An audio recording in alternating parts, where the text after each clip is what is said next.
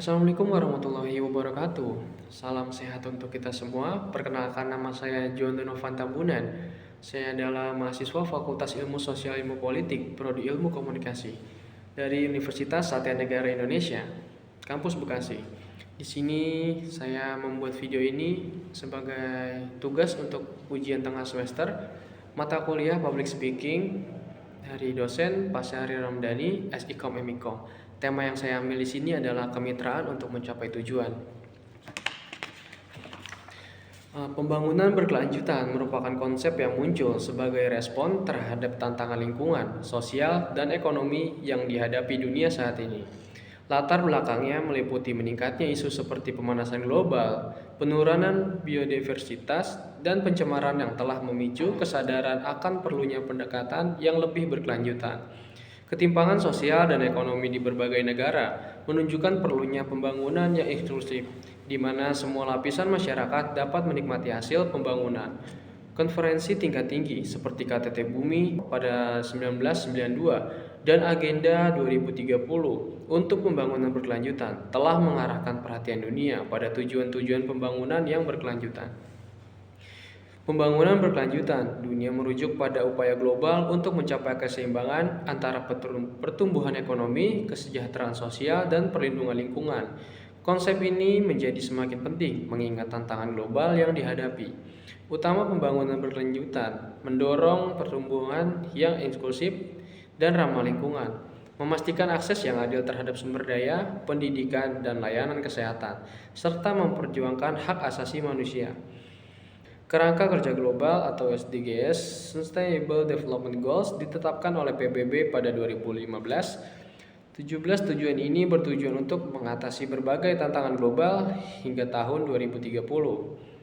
Mulai dari pengentasan kemiskinan hingga perubahan iklim, Perjanjian Paris, kesepakatan internasional untuk membatasi pemanasan global di bawah 2 derajat Celcius dengan upaya untuk mencapai 1,5 derajat.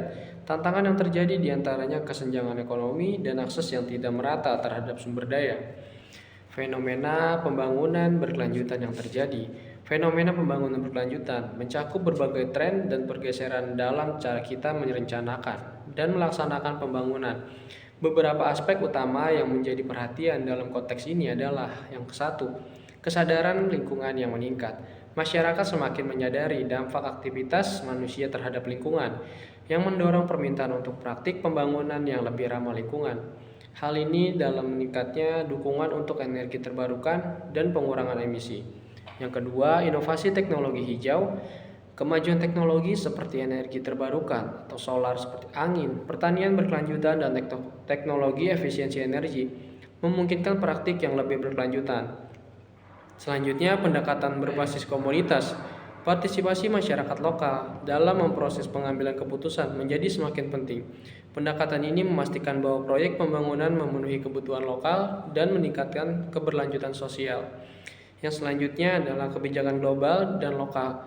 Partisipasi masyarakat, implementasi SDGs, dan perjanjian internasional lainnya mendorong negara-negara untuk menerapkan kebijakan yang mendorong pembangunan berkelanjutan. Selanjutnya, kesadaran untuk keadilan sosial. Kesadaran akan ketidaksetaraan sosial dan ekonomi mendorong fokus pada inklusi sosial kesejahteraan.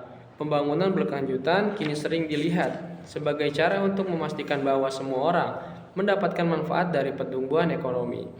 Dan di sini ada pentingnya kerjasama mitra untuk mencapai tujuan dalam mencapai keberhasilan pembangunan berkelanjutan.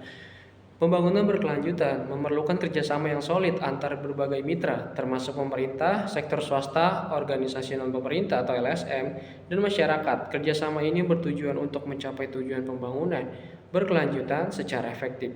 Berikut ini adalah beberapa aspek penting dari kerjasama mitra, diantaranya adalah pemerintah. Pemerintah membuat kebijakan dan regulasi, berperan dalam merumuskan kebijakan yang mendukung pembangunan berkelanjutan. Selanjutnya adalah sektor swasta. Inovasi dan teknologi. Perusahaan dapat membawa inovasi dan teknologi baru untuk mengurangi dampak lingkungan dan meningkatkan efisiensi dasar sumber daya. Yang selanjutnya adalah masyarakat. Partisipasi masyarakat lokal harus dilibatkan dalam proses perencanaan dan pelaksanaan proyek untuk memastikan bahwa kebutuhan mereka terpenuhi. Sekian yang dapat saya sampaikan, kurang lebihnya mohon maaf. Assalamualaikum warahmatullahi wabarakatuh.